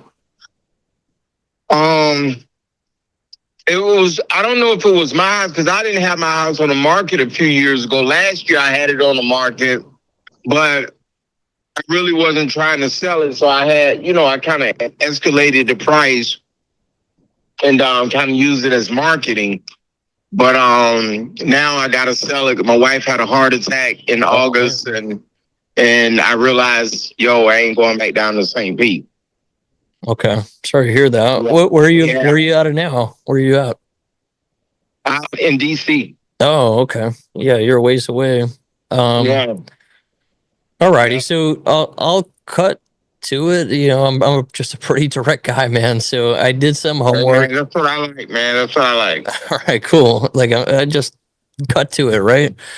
So I'm thinking this thing's probably worth at most maybe 385, 395, somewhere up in there. That's around the ballpark. Yeah, that's and you know the market down here, everything's coming down, so that's kind of like my conservative number. And then I'm thinking I'll probably dump. I was thinking I'll put probably like 100 into it. Is that what you're thinking, or No, everybody I'm else? saying probably like 110, 115 around there. I mean, if you got a good crew, My people could do it for 100. are doing, yes, but you know, I had initially, because I pulled the owner's permit and I was going to do the rehab myself, but I was doing a project in Orlando. I was doing a project up here in DC, and then when this happened, you know, it was so unexpected. I had budgeted like 80, 85, but then, you know, price of everything has kind of gone up. So Congrats, Adam. We're gonna get the contract on this. We're getting this deal. Easy one. Hold on. Okay, that makes sense. We're tight, man. We're pretty close. I think we could make a deal happen.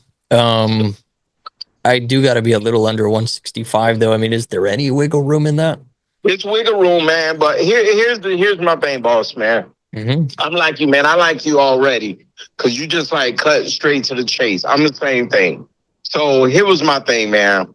I ain't rolling with wholesalers. So I get 80 calls a day. 80 calls, doggone Dude, I can close on this cash if we have to, so that's fine. Do it. Contract, and you know, of course, you know, on page 8 in the corner right, where the stapler goes, it has an assignment clause in there. I've been doing this 11 years, man. I get it. I'm on the same page, and I got a lot of I own commercial, multi-residential all over the country. You need to help me, man. You need to help me. So you help me, I help you. I got a 17-year-old son that's, you know, really trying to get. Oh, it's in the bag. It's done. Since 2002 in multiple states. And then just kind of, you know, when my wife went through the health thing, I kind of just kind of sat back, and now I'm daddy daycare. You know, I drop kids off, I pick them up, I give them chicken nuggets after school. No, I get it. So, but yeah, man, I really want to get back into the business. So, you know, you might be a good contact for me, man. We might be able to help each other. But I said all of that to say, look, man, this is what I recommend. I recommend, you know, and I went to school at Pasadena Elementary, so I was out there in Treasure Island. You're right there, 10 minutes from me. Right. So I recommend hopping in the car, man, driving over there, taking a look at it. And you know, like I got Tim yesterday sent me a contract. He wanted a 3-week That's a wholesaler. inspection period. Hey, it's crazy. I ain't doing all of that, man. I ain't doing all of that. You know, I got 3 kids. Worst case scenario, you know, I can just hold the junk until they get big. You know, worst case scenario. I don't live in it. I ain't got to live in it the next 30 days. You know, so that's what I recommend, man. I recommend if you want to,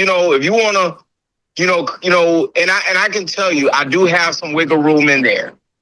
Well, look, I try and be fair. I'm gonna spit out my number. I'm probably capped at around like 150.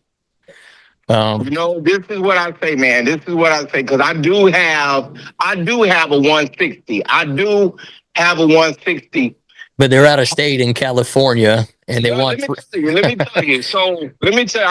I'm gonna just be real honest with you. All right. So old boy say he's been doing this for 20 years. I get him on the telephone and I just let him talk because he's gonna talk himself up on the live. And then literally my son, we standing in the kitchen, you know, 35 minutes later, I'm like, yo, bro, man, I got to do mac and cheese for my kids, man. Yo, and he won't stop. And then he says, look, man, I've been in this 10 years.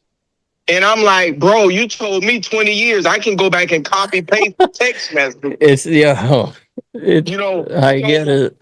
So he literally sent me a contract on Saturday. He's like, look, man, you know, you just got me going around. I said, bro, I ain't got you going round and around.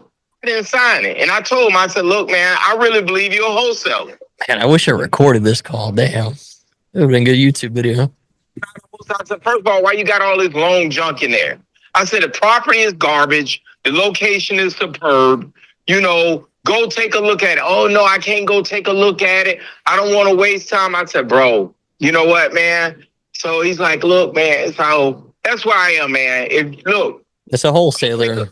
I don't look. I'll tell you this. I don't contract nothing until I walk in. So, that's what I say. Go take a look at it. You know, I'm it's here. done, dude. Done. Terrell's gonna go look at it tonight. You know, see if you can get over there tomorrow because I do have our Redfin. Well, I move quick. I'm not far from this. Can I go tonight? Bro, you could go anytime, man. I can't stop you from going. What's the access? Like a code on the door, or is it just a lock? It's basically wide open, man. It's windows, you know, gutted in the inside. I just put brand new hurricane windows in there, like maybe last summer, so you can look right in the window. It had some hurricane damage, so don't try to go inside. It's mold in the back because I did a room addition. Did this flood? Yeah, it did take in water. How much water? I mean, probably about, you know, a few feet of water. Oh, man. Yeah. I might change some things. So I don't know. That's going to be tough. So, like, the problem is, like, I'm looking at a lot of these flood damaged homes and the stuff, like, all right, got 3 feet of water, say. So if I go in there, I fully update the property. I'm not going to be able to sell it at that 385 price because they're like, yo, why am I going to buy this 385 house if it's going to get 3 feet of water next summer in it? You know, I'll just go buy something. That's the area. That's the area. So no, I know. It's definitely in the flood zone. You right across the street from 4th Street where USF campus. You got the Gulf of Mexico right there. So like I said, I was born and raised in that house. So ever since I can remember, whenever we had a bad storm in St. Pete, it always flooded on the street. You know, so that's that area. So I can't change that. No, I know. Yeah, I can't change that. Yeah, I can't change it. So do this, man. Listen, you got my number. You got my information. You got some gas in your car. Roll over, you know. And it's, you know, and it's, listen, man, I said I like you already. You kind of cut and dry. You know, that's how I roll. If it ain't gonna work, it ain't gonna hurt my feelings. No. What? Let me ask you this: did you get any letter from FEMA with how much can go back in? No. Well, are you aware of that? I'm kind of aware of, you know, just being in real estate. So like this is the rule. This is what is like in effect for Pinellas, Pasco County too. So it's like a 50% rule or something of the assessed value. So what I'll do is I'll go on before I look at this thing. I'm going to go on Property Appraiser. I'm going to do that now. And basically the rule is whatever the assessed value is of the structural value. So the structural assessed value, whatever that number comes out to be, you can only put 50% of that back into the properties that got flooded. So the problem is, like, watch, if this could be, actually it might be close. If it's 300,000 structural value, then that's up $1.50. So that would check out. If the structural value is 300, then I could put up to a max of 350. If not, these houses have to get leveled. That's what and the city's strict on this too. I'm just my good friend, man. I know everybody up there in the department and everything. That's my friend. So yeah, they pretty strict on that. I'll tell you right now, I'm pulling it up on Property Appraiser. I don't think it's going to be an issue, but let's see. And if I had the money, honestly, I would level it and go vertical because that whole area, I don't know the last time you've been in that area. There's, you know, that's the, you know, the innovation, it's 2 blocks away from the Innovation Park. And they put up probably about eight to 10, brand new construction homes in that area, man. And they really nice. It is good. I build too, so I do a little bit of new construction, and I bought a little bit. Just be the tat is down and let's go vertical with it, man. Well, there could be a play, but three, whatever that number was, what we just say, 150. I mean, that's not lot value though. That's the problem. Lot value is going to be quite a bit less. You're going to get you will make the most on this house if somebody could flip it. It's just going to be worth more than the lot value. Right. Let me see real quick. I'm pulling it on Property Appraiser. Let's see. Should be. Hey, what's the name? Who not my juice over? Active. I know it was active. Okay then. All right, well, pick it up, baby. That's why y'all should be running and playing. Right. So y'all done split all property juice. So y'all go get some tissue. Go get some rags. Here. No, it's nobody's fault. Tell Ashley to help you. Here. No, Ashley. Right, but you're going to help because y'all was both playing here. I don't see any. You guys, anybody seeing assessed value? Get everything up. I'm actually not even seeing on Property Appraiser I'm seeing assessed value, but not structural value. That's coming in assessed value is 167, but then you also have just / market value at 265. But those are the only assessment numbers I'm seeing here. If that's the case, and I might have to call the county to confirm this, but if the assessed value is that 265 that Property Appraiser showing, divide that by 2, you're looking at $130 back into the home. So it does check out. We could do it. We could do a flip here. Yeah. I think it's just I'm gonna go see it. I'm not gonna hold you up. I'm gonna go see it right now. I'll call you tomorrow. If you're interested, and if you're not, man, just shoot me a text and say, hey, man, shoot me your name because, like I said, man, I may want to do some business. For sure. I'm gonna go look at it right now. I'll call you in the morning.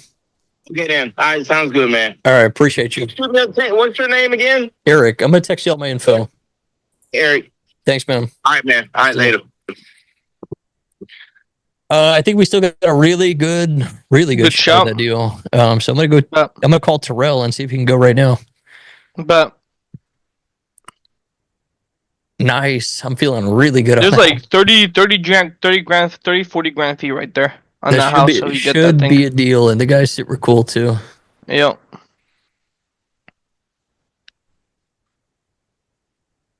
What's really interesting too is he's like, yo, let's partner up. You level it and we'll build something. So if I got buyers that want to do that, then innovation. I'll just middleman the whole deal. Hey, buyer, I'll do 100% seller finance, no money down.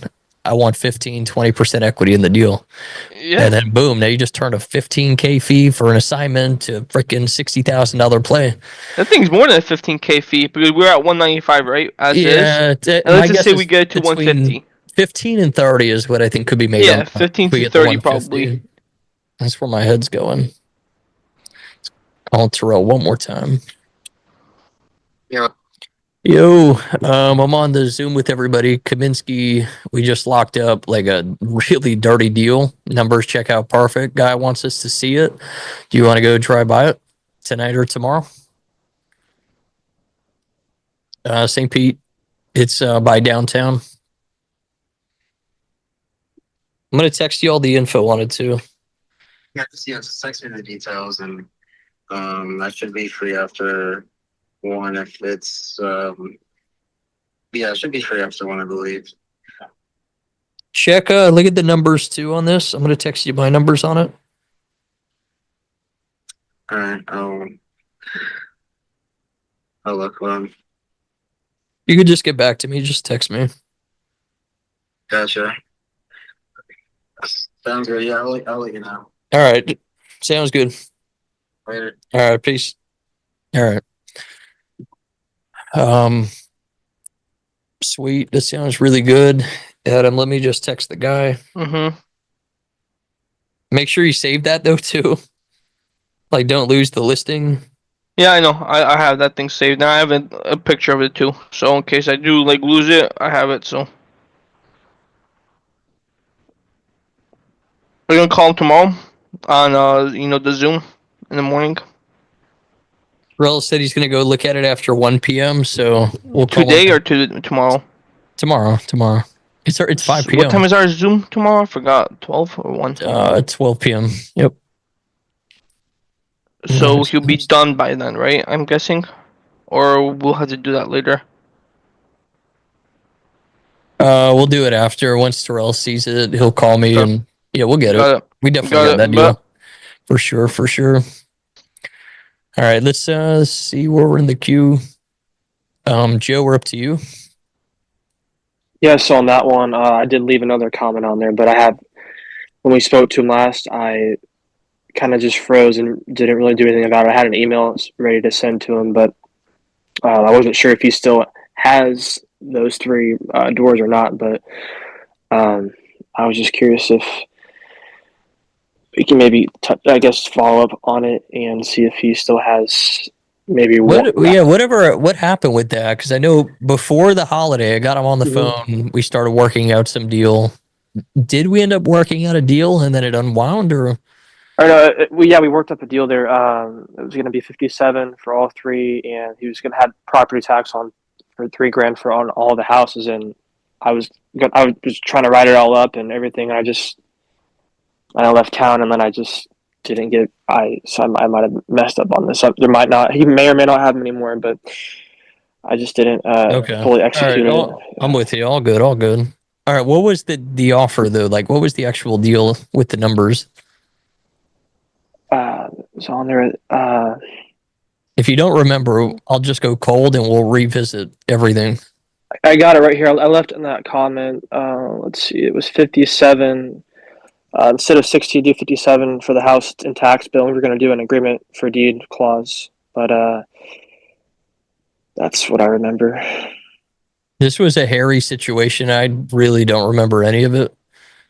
I think it's better if I just kind of go cold, to be honest. Yeah, that's fine. I think we're going to either cloud the title, the deed in my name, and then there's taxes that need to be paid on that home as well. Have you guys spoke to him since? I have not. So it's been like no, a month and a half at least. Almost a month. Yeah. All right, here we go. He's a nice guy, though. I thought it was multiple properties, though. Or was it? Yeah, it was three. It was three. Mm-hmm. Yeah, it's worth seeing if we could piece this thing up. Hey, Hugh, this is Eric. We spoke maybe like a month ago about that property on Adams Ave. Yes, sir. I just wanted to reach out. I apologize for dropping the ball. I just had a bunch of crazy life stuff happen. I really haven't had. I have my 95-year-old mom, and she's had some health issues, and it's kind of took my focus off the marketing. I think, to be honest with you, sir. Okay, yeah, that's tough. Well, I'm only calling just to see if it's still for sale, and if you wanted to see this. Are you open? If we work something out, would you want to sell it now too, or? Yeah, here's the thing. I think I owe on the house about $250. It's a hard lender. He won't let it be assumed. It's a due on sale. Right. Okay. And I'm asking $290 for the house. It's 4 bedrooms, 2,200 square feet, newer metal roof, newer AC. There's people in there. Let's focus on this one deal. Let's see what we could do here. They're on month to month. So, because I figured I was marketing it in case someone bought it and they wanted to move in it or whatever. So I have that all in line. And basically, that's it. Okay. So, I mean, if we buy it for the $290, you're still open to doing some seller financing? We can't transfer deed. We can do something with a contract for deed. That's fine. A lease option. Yeah, I'll work with you. Okay. Yeah, that wouldn't be a problem. You have my email, don't you? QE2010@live.com. Do you have that, Joe? Yeah, I may text it to you if I'm able to text to this number. I do have it here. Yep. All right, good. How long would you be open to doing some seller financing for? Here's the thing. How much cash have you got to give me for the option payment? Well, I wouldn't want to do an option. I would want to do like an actual agreement, like an agreement for deed. I'm locked into Yeah, my that's cool.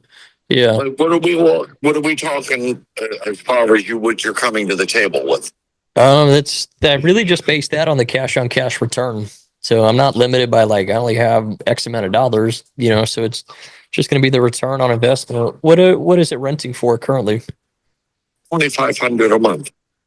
Between all 3 units? No, sir. The one home on Adams Avenue. The other home in Fort Myers is sold. I have a cost. Looks like a multi for some reason. Home dates that's available. And I have So this is just a big single. Adams Avenue that's available. Okay. I'm with you now. Yeah, last time we spoke about like all 3, but I'm fine with just the one. That's not a problem. Well, there's 2 available, sir. Okay, so let's see what we Are you looking to buy these to do what I'm doing and rent them out, or are you looking for a place to live? To rent. We just do rentals. Yes. Oh, good. Well, these are all set up. The one house is $2,100 a month, and the other one is $2,500. They gross $4,600 every month. Good tenants with security deposits.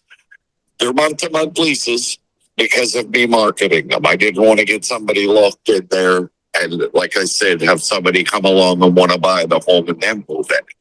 Yeah, that makes sense. All right, let's focus on Adams and see if we can work something. And if we can, then we'll explore the other one too.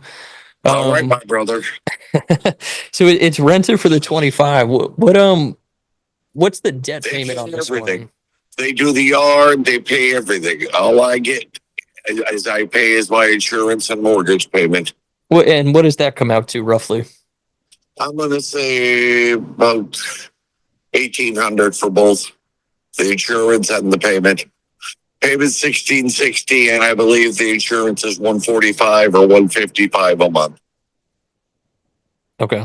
Taxes are about $4,000. They're paid for 23 or 4 rather. Excuse me. So all you would have would be a proration for whatever January and whatever the closing date or the agreement date is. Okay.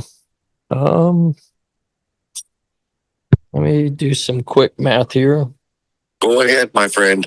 And I'm around till 11 at night and as early as 8 in the morning. I just need 30 seconds. All right. Let me see here. A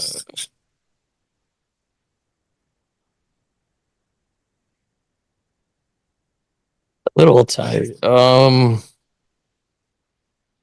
What do you have like a rough idea what you'd want for a down payment?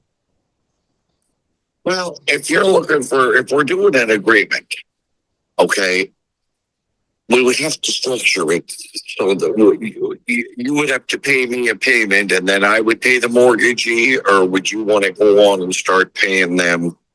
Or I can do a quick claim deed. You give me X amount of cash and then you and the owner, the mortgage holder, can work something out, or you'd have to have your own financing then or pay it out. Yeah, I would say we on just cashing me out completely. Okay, and I sign a quick claim deed, the home's yours. I think what we could probably do with as far as the payment goes is we just agree on one fixed payment. I'd throw that to you, and then you continue making that mortgage payment. We'll kick it around the flagpole and see if we can get it up. Okay, I like that idea. So how much do you think you'd want for a down payment?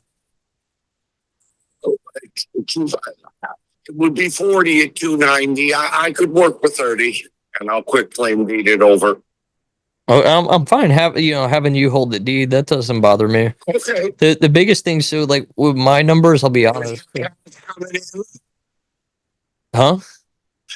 The biggest thing is your cash amount coming in. I'd have to have at least 10,000 to initiate an agreement. Perfect. That's what we want. Let me see if I can get them lower. To tie the house up, okay? I'd have to be sure you're going to follow through and take it. And I'd have to protect myself knowing you had that much into the deal. Yeah, absolutely. Are you talking about like a secure, like just a deposit to get Yeah, a contract? security deposit. Right. Because we're really not selling, we're leasing. Yeah, I mean, as an agreement for We're deed, though. not selling, I mean, in the point of transferring the title. Dude, this is so painful. Okay. Yep. That mortgage I have there, the minute that property goes out of my name and into your name, he has the right. Now, whether he'll do it or not, he is a man that likes interest, not cash, because he's rich, real rich. David Molam, he owns half of Plum Bay. Okay. And he likes interest. At this point, because this guy's all over the place, we can't really control what we're trying to do here. I need to just bring him back down and drop it all on him at once. So I'm gonna whack him for. Does he want 290? I go 290, 10K down, 8-year balloon. It's gonna be the offer. The policy is real current. There's no warrant, there's no governmental or violations or uneasements or assessments. There's nothing. Okay. It's a clean cut deal. All right. Do you have a pen and paper? I got some numbers for you. Go ahead, hold on. Yes, sir. All right. So what I'm thinking, I'd be good at that 290 purchase. So that would be the total figure. Okay. I could do probably, I'd really be comfortable around like 10,000 down as the down payment. Reason for that, I do plan on, going in here, doing some updates in time. That way I could then cancel it out, Take your own plans. Yeah, just so you know, like it's not, there's more than 10 as skin in the game. It's going to be the updates. Hell yes, sir. I understand that. Okay. And then I'm thinking maybe call it like an 8-year balloon for worst case scenario, but I'd probably cash out in like half that time. Well, like here's the deal. That mortgage I have there, there's still 8 years left on it. He doesn't want his money for another 8 years. He can give me a 10-year note. Okay. So there's 8 years on that mortgage. And I would go ahead and agree to, I'm old, I'm 67 years old. I think we got this one too, man. It's been a lot of deals today. It's been a good Tuesday. Home runs today. Nothing but home runs today. Let's see if we can wrap him up. With a second or anything like that, because his house at first supersedes anything. Exactly. Yep. No, I'm fine with all I that. don't think you're looking to do nothing like that, sir. No. And I'm not transferring deeds, so I mean we're all protected. But I like to be right up front and explain my situation as best to my ability.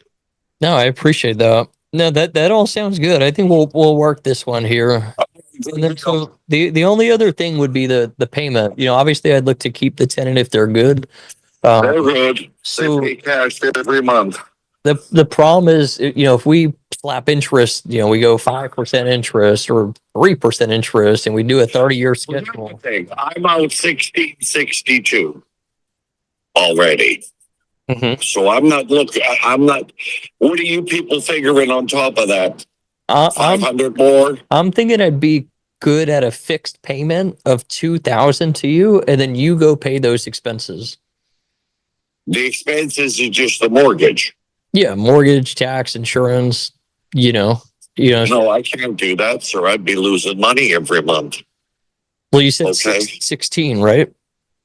The mortgage is 1,600 and some change.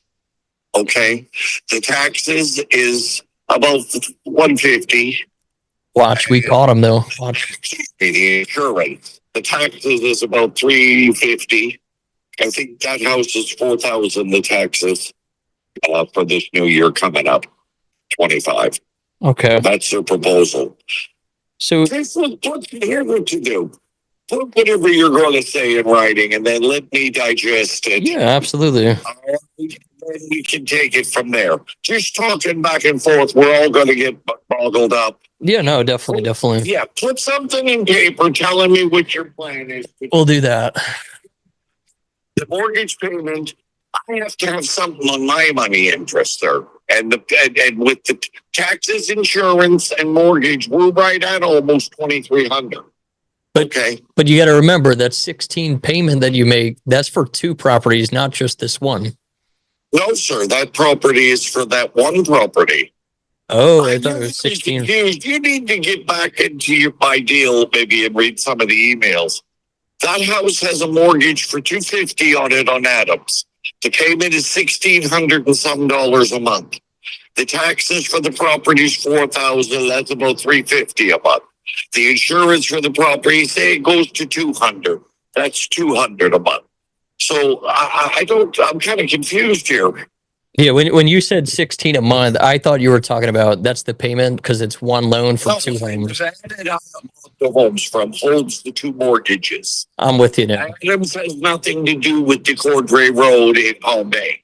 I'm It's with you. a separate deal, a separate mortgage, a separate deed, everything. That house is the same. It has a mortgage and it's in my name only.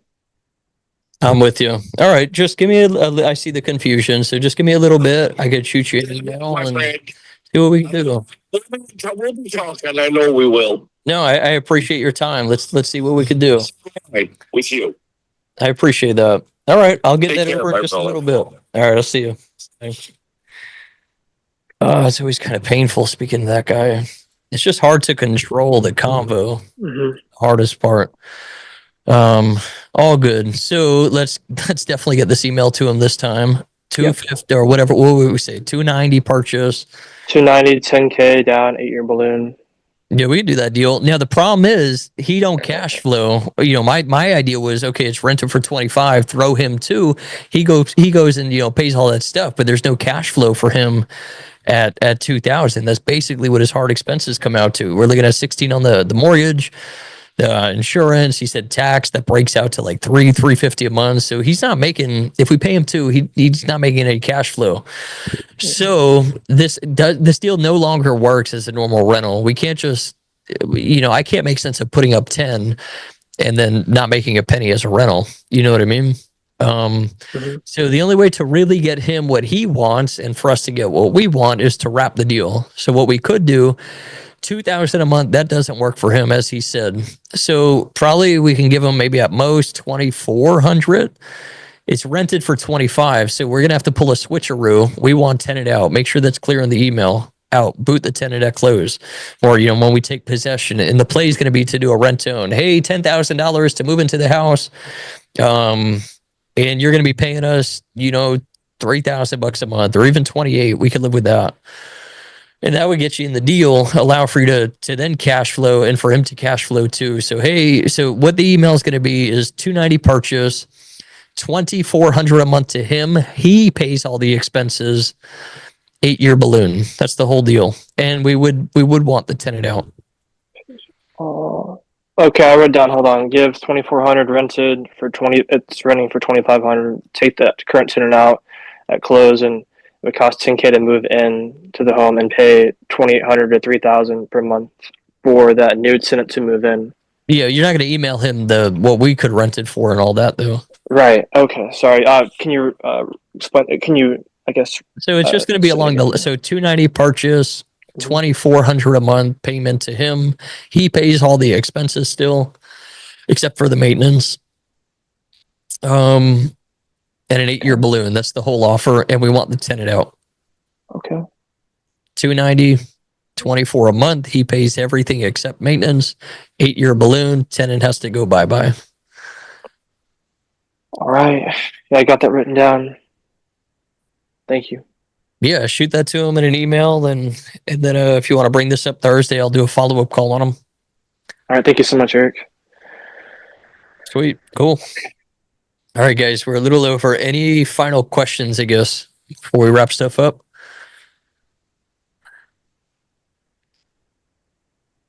Martin, question? Yeah, just one quick question. That deal that you helped Ashley with that while back with the kids, what's the process that we go about to get your assistance on something like that? We're actually looking for our own move-in. Yeah.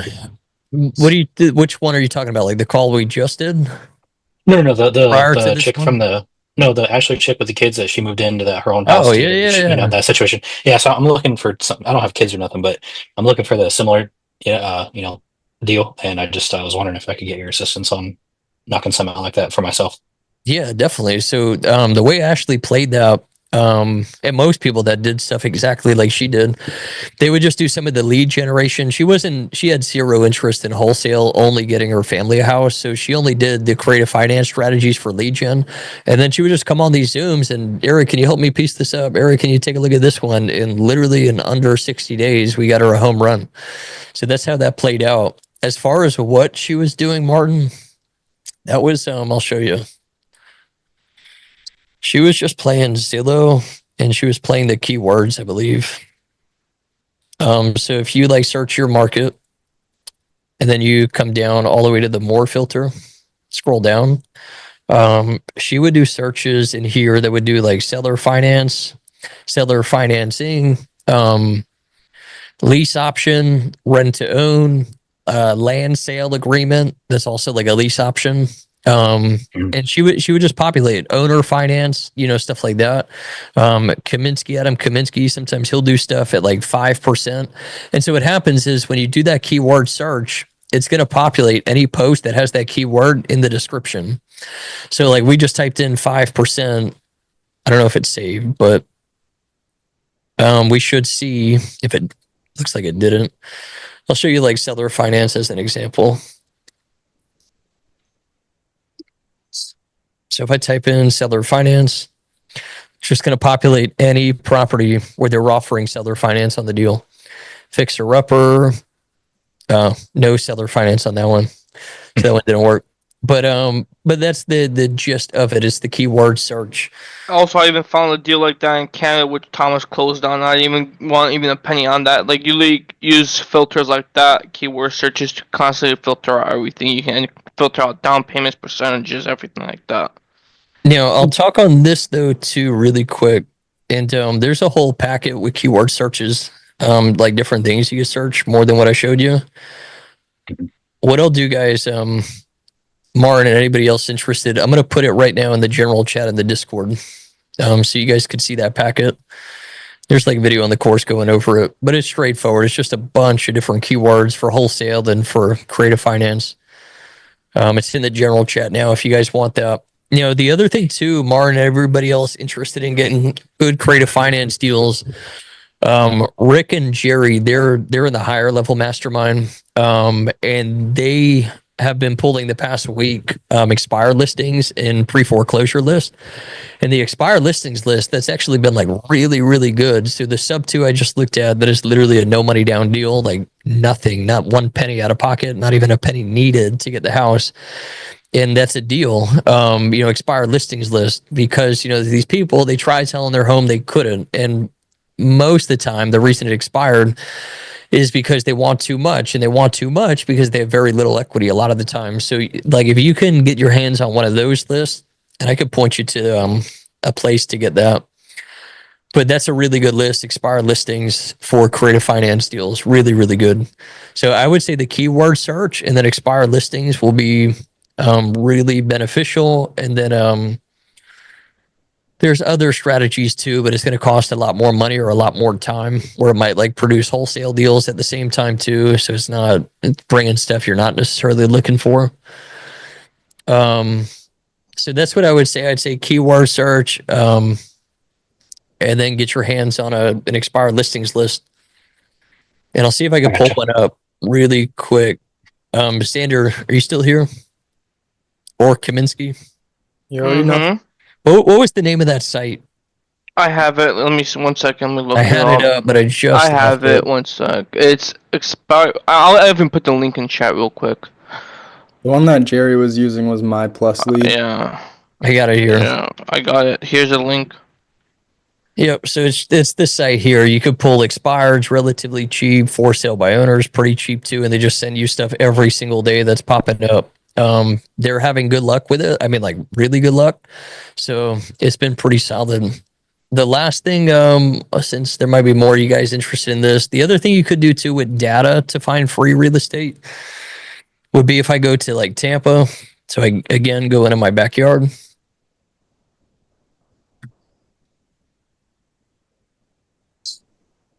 This is actually really, really good too.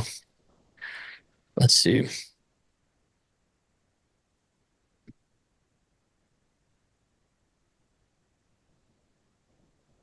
So if I were to come in, like any data platform you could do this on, but what I would do is I'd select on market. So like, all right, we know these people want to sell. And then what I would do is I go to valuation and equity, and I do maybe an estimated equity of a minimum of $1,000. So they maybe have a max of $1,000 in equity to a minimum of like $10. And so this is just populating people that literally have close to no equity at all. I'll probably drop this to like 100. It's only 2 results. We'll go 1,000. So max of $1,000 in equity. The equity estimation, that's never ever going to be like spot on, but it'll give you like a rough idea. So if I click on this one here, what I could see is if I go to the MLS details, we see it is posted for 410,000. So they got it up for 410. But then I can go here and see their mortgage balance. And unfortunately on this one is not showing the balance. Other ones it will.